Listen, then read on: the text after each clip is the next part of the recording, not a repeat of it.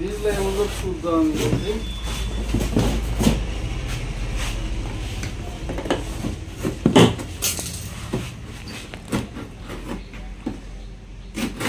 ఇలాంటి offer regular మా channel post చేస్తాను, అక్కడ నుంచి బై చేసుకోవచ్చు.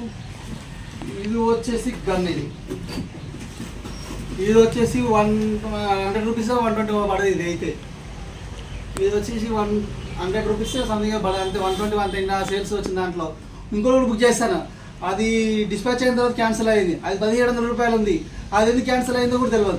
అది నేను 240కే కొన్నా, 240 రూపాయలకి బుక్ చేసిన, పేమెంట్ అయిపోయింది, అది క్యాన్సిల్ అయింది ఆర్డర్. అది ఎందుకు క్యాన్సిల్ అయింది అని ఫోన్ చేసి మీరే క్యాన్సిల్ చేశారు సార్ నన్ను అంటుండు.